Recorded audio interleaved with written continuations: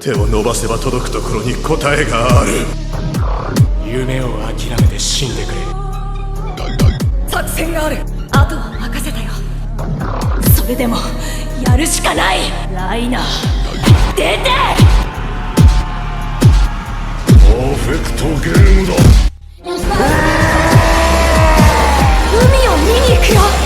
まさか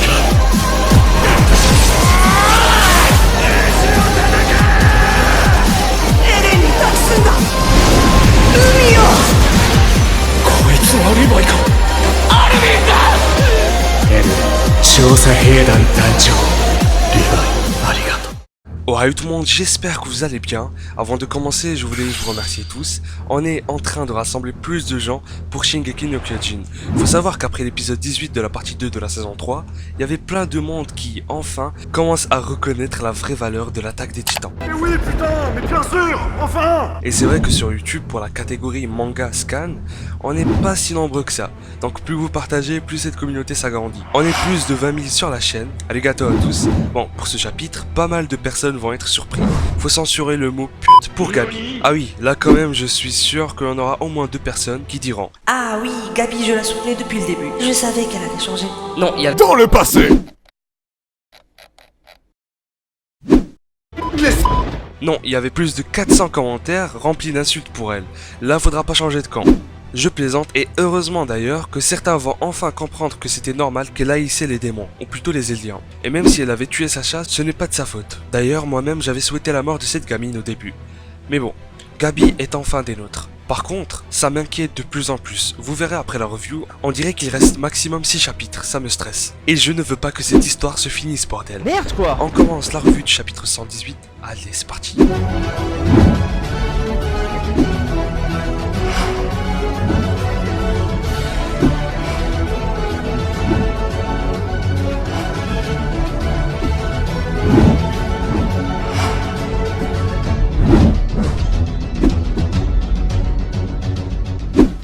Attaque surprise, ou jeu déloyal, tel est le nom du chapitre. Sieg était venu en mode le grand frère qui sauve le petit, et commence à jeter des rochers sur les dirigeables. Très malin le singe. En dessous, Yelena émerveillée par ce qu'il se passe. Sieg est comme un dieu pour elle, rien d'étonnant, mais c'était marrant. À ce moment on dirait qu'elle a eu limite un orgasme. Le combat va continuer. On dirait Senpai, quand il dit oh putain. Senpai, sa voix on dirait un gars en plein orgasme. Non mais Et cette fois-ci, pour m'accompagner, on a essayé de voir l'épisode en même temps avec Senpai, donc ça va être une sorte de... Oh bordel. Oh mon dieu, c'est horrible. C'est horrible là, ça. Magat qui ordonne Pieck d'ajuster un peu plus l'objectif, comme ça, il pourra atteindre la nuque du bestial. Il ne perd pas de temps, il n'hésite pas, il doit l'abattre. Et on voit aussi Pieck qui n'a pas totalement l'air de vouloir ça. Et il le vise, mais Sieg a réussi à contrer ça, en leur balançant des rochers. Ça montre aussi que s'engager dans un 1 versus 1 avec ce titan, ce n'est pas la meilleure solution. Et c'est le titan charrette accroché vers l'extérieur du mur qui le dit. Mais Théo est décidé à l'abattre, car c'est un traître. C'est là qu'il croise l'équipe de Frock, qui se sépare en 2 groupes pour essayer d'abattre leur ennemi. Mais ils prirent la fuite. Le mâchoire qui a pris de sérieux dégâts, il est à terre. Et Porco a sa tête qui tourne. Rainer de même, il a pris cher la dernière fois. Regardez le haut de sa tête qui est complètement retourné et sa bouche en dessous qui est détachée de celle-ci. C'est juste moi où les 2 frères sourient. Ils ont l'air d'être contents, les retrouvailles et tout. Ils se regardent en plus, et t'as les soldats Mar qui font la remarque. Eren se dirige vers Sieg. Mar est à présent au courant de leur plan. Leur but est de se toucher, pour activer le pouvoir de l'originel quoi. Gabi qui avait révélé plein de choses importantes demande à ce qu'on les arrête. Cord qui répond que tout ce que l'on peut faire, c'est de faire confiance en notre capitaine et son groupe de soldats. Pour leur part, ils ont une autre mission à accomplir, c'est de libérer Falco et ordonne Gabi de rejoindre le dirigeable prévu pour l'évacuation qui se situe dans le sud. C'est intelligent de leur part. Bon, Gabi décide de le rejoindre car elle en a eu marre de se faire à chaque fois sauver par lui. Et elle trouvait que ça se faisait pas trop si elle s'enfuit en le laissant sans rien tenter, ce qui est compréhensible. On retourne à la prison. où sont enfermés les soldats, l'escouade Levi et la famille Browse avec Nicolo, le cuisinier. Lack n'en peut plus, il ne veut pas mourir et veut sortir de là. Neil qui a supposé être une attaque de Mar pour sauver Falco, mais ce dernier pense que c'est impossible car c'est un Eldien. Aucun Mar ne risquerait sa vie pour sauver un démon. Cet homme mérite tout le respect. Il conseille au petit de profiter de ça pour retourner chez lui et voir sa famille. Il n'aura pas d'autre chance. C'est maintenant ou jamais. Il continue avec: je ne pourrai probablement plus revoir ma femme et mes filles. Il suffit d'un seul cri venant de Sieg et je me transformerai en monstre. Il y avait beaucoup de choses que je voulais dire à mes enfants. Je suis proche de la mort. Que c'est triste. Falco qui l'est aussi pour cet homme. La tête qu'il fait veut tout dire. En ramène enfin la clé pour faire sortir nos héros. Oyan Copen ne pouvait pas être un traître. Ça se voyait, je me disais qu'il était tellement sympa et gentil qu'il ne pouvait pas être un bâtard. Il leur explique ce qu'il se passe en disant qu'Eren se bat tout seul contre eux. Et ils sont surpris. Oyan Copen dit qu'il lutte désespérément, mais il finira tôt ou tard. Nous allons perdre l'originel. S'il vous plaît, vous devez l'aider. Aidez Eren avec tout le monde. Connie qui pète un plan, je vous rappelle qu'il veut limite tuer Eren car c'est à cause de lui que Sasha est morte. Et il a mal pris le fait qu'Eren a rigolé après ça. On apprend qu'Oyan Copen avait juste peur de se prendre une balle dans la tête si jamais il s'opposait aux ordres de Yelena. Connie, toujours aveuglée par la rage, crie « Sympathiser avec nous faisait partie de votre plan pour saisir toute l'île du paradis derrière notre dos. Assez, j'en ai marre. J'en ai marre qu'on me trahisse. Reiner, Bertolt, Annie, Eren. J'en ai assez de toute cette merde. Pourquoi devons-nous aider Eren et devenir incapable d'avoir des enfants? Armin qui intervient pour laisser Oyan Copen s'exprimer. Bon, on le voit venir, il n'était ni au courant des bouteilles de vin, ni du plan de Sieg. Le cuisinier qui le soutient en avouant que Yelena les a interdits de parler de ce que contenaient les bouteilles aux soldats volontaires. L'autre répond qu'il ne veut pas soutenir ce plan d'euthanasie. Après tout, ils voulaient développer l'île du paradis et anéantir Mar ensemble. De plus, ils ont tous abandonné et sont venus ici pour cette raison-là. Ils se sont dévoués pour le bien de tous les Eldiens ici. Et ils ont pu le faire, car ils croyaient au futur de cette île. Si le plan d'euthanasie était prévu depuis le début, pourquoi auraient-ils tout risqué pour venir ici? Croyez en moi, dit-il. Armin rappelle ce qu'il disait dans le chapitre 106, la page 33. Notre créateur aime la diversité. Il nous a donc pas tous fait identiques. Et qu'on existe car quelqu'un l'a souhaité. Même les sujets d'Ymir. En gros, il a montré que sa façon de voir les choses n'était pas comme celle de Sieg. Jean le croit aussi, mais de là à aider Eren et Sieg, ça serait pas bon. Car ça les aiderait aussi pour leur plan. Je rappelle qu'on ne connaît pas celui d'Eren, même s'il a accepté ce qu'a proposé son frère. Je suis sûr qu'il a d'autres intentions. Bref, de toute manière, ils n'ont pas le choix. Ils doivent les secourir malgré les circonstances. Car il s'agit de l'originel et d'un descendant de la lignée royale. Il ne faut pas les perdre. Ça sera la fin de l'île du paradis, ils ne pourront plus se protéger. Connie qui lui gueule encore dessus, mais mettez-le sur la chaise de Zaclé. Faites-le taire, bordel. Mikasa veut sauver Eren, pas parce qu'elle le désire elle-même, mais c'est sûrement à cause de son sang d'Ackerman. Ce n'est donc pas sa volonté propre à elle. Jean et Connie qui ne comprennent rien. Normal, car ils n'étaient pas avec eux à ce moment, quand Eren donnait des révélations. Armin pense qu'il a menti sur ça, mais elle lui rappelle que souvent elle avait mal à la tête et elle sort son écharpe de sa poche, je crois. Juste avant, elle disait que c'était fini. Elle l'avait retirée. Eren qui souhaite rendre tout le monde stérile. Personne ne devrait y croire, mais Jean dit que ça ne peut pas être impossible. Et Connie dit alors pourquoi il ne s'est pas opposé à Yelena et à Sieg? Mais en vrai, ça ne veut rien dire, car il peut les trahir, celui qui contrôle l'originel, c'est lui, pas Sieg. Son frère est juste comme une clé. Donc imaginons qu'ils rentrent tous les deux en contact. Sieg persuadé que Eren va castrer tout le monde avec le pouvoir de l'originel, mais lui dans sa tête ça va être autre chose. Il ne peut pas savoir. Personne ne peut savoir. Au moment même où Yelena a proposé son plan à Eren, il n'avait pas d'autre choix que d'accepter. S'il avait refusé, on ne sait pas si elle et Sieg allaient décider de faire quelque chose d'autre, comme lui prendre l'originel et de le donner à quelqu'un qui sera d'accord avec leur plan. Eren a fait croire qu'il était avec eux pour pouvoir déclencher le grand terrassement dans le but de protéger l'île. Selon Armin, de plus c'est le moment idéal pour faire sortir les titans colossaux, car toutes les armées du monde se trouvent à Mar. Je me demande comment il sait ça, car si c'est vrai, pourquoi les autres ne sont pas venus attaquer? Sinon, ça sera comme prévu, uniquement quelques centaines de titans colossaux sortiront du mur de Shiganshina. Ça sera suffisant d'après lui. Si toutes les armées principales du monde sont anéanties, l'île du paradis restera tranquille durant les 50 ans à venir. Et on a la famille Browse qui veut partir. Les dessins sont un peu mal faits, j'ai l'impression. Elle est au bout de sa vie la maman, elle ressemble à Miss Tiber aussi. Et les gosses, c'est terrible. Regardez-lui là, c'est quoi ça? Son visage n'a aucun sens. Par la suite, Jean qui dit, depuis qu'on était des jeunes recrues, je le disais, et je le répétais, qu'Eren était dangereux. Il finira par nous conduire en enfer. Une sacrée merde ce gars. Et ce bâtard, je l'enviais quand même, parce qu'il était putain de cool. Je ne veux pas donc qu'il meure tout de suite. Connie répond, s'il crève ou qu'il se suicide maintenant, je ne pourrai pas le corriger. Bon, à l'attaque maintenant. Tous les soldats vont être libérés. Niccolo se chargera de la famille Braus, et là on va un peu parler des intentions d'Eren, et ce qu'il a fait à Mikasa et à Armin. Alors, Ackerman se demande pourquoi il nous laisse comme ça, en cachant ses vraies intentions, et surtout en avouant qu'il me déteste.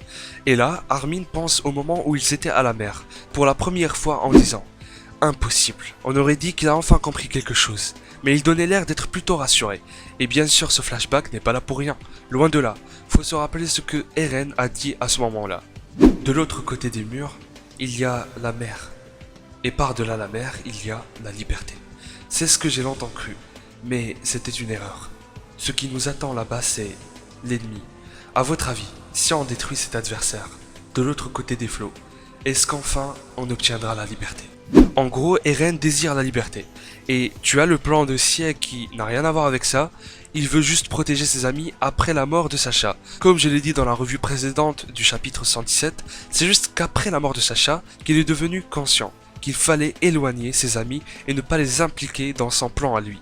On ne sait pas ce qu'il veut faire, mais en tout cas il souhaite une longue vie à ses potes. Et cherche la liberté.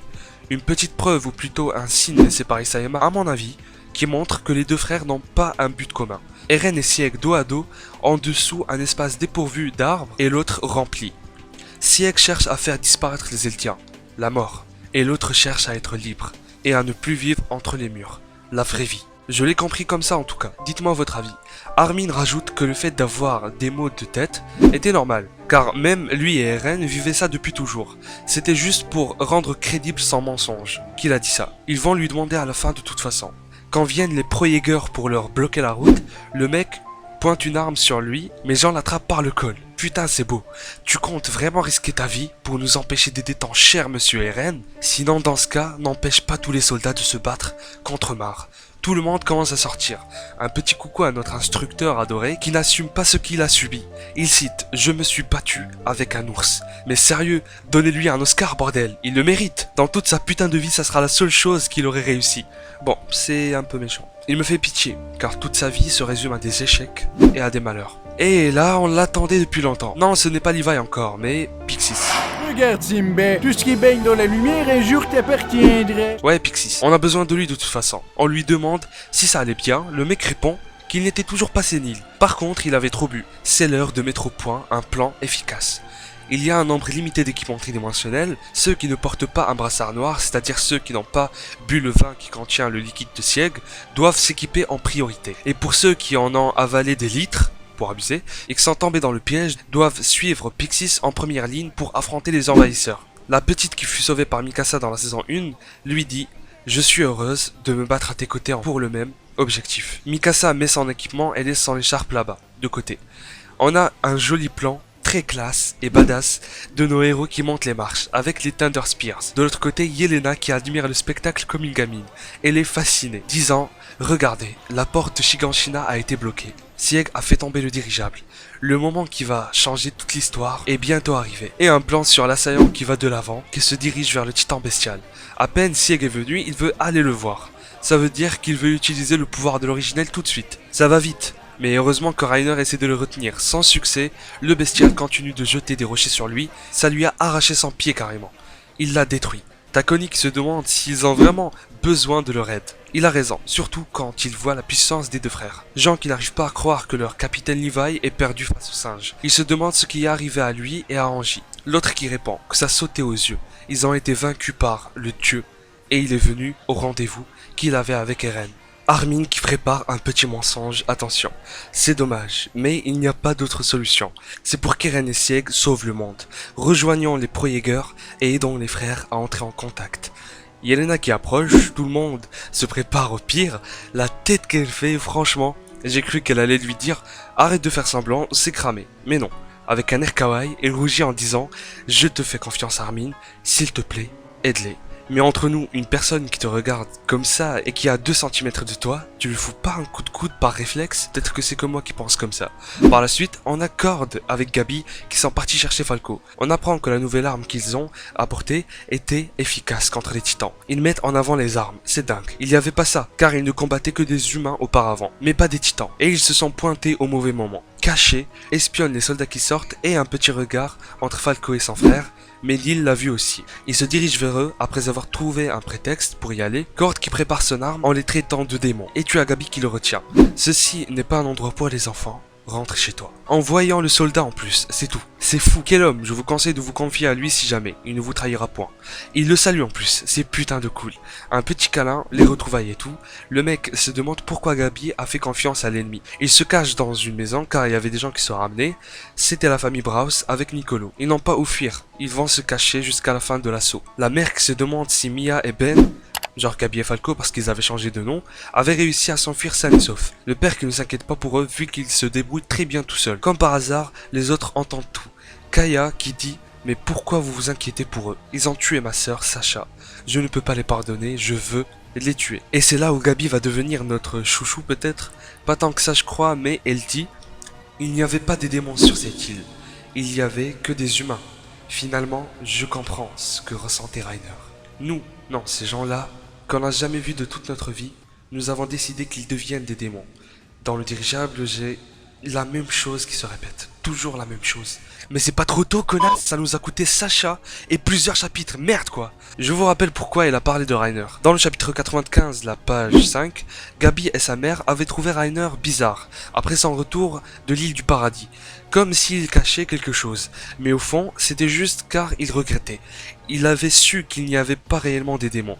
Même à table, quand il a voulu montrer que les autres Eldiens n'étaient que des démons, que des méchants, il avait raconté la fois où Sacha était en train de manger une patate au mauvais moment.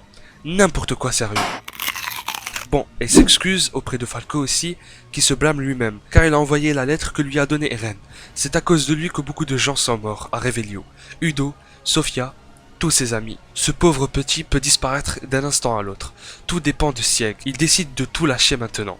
Il avoue qu'il aime Gabi et qu'il est devenu un guerrier pour la protéger. Il voulait qu'elle ait une longue vie. Comme ça, il l'épouse et il sera heureuse à jamais. Personnellement, ça m'a donné des larmes. Non, sérieux. On veut juste du sang, on veut de la baston, putain. On veut pas ça, là. C'est mignon 2 secondes, mais bon. Gabi lui retire son brassard. La dernière fois, dans le chapitre 108, la page 37, c'était l'inverse, à côté de la rivière. C'est bien fait.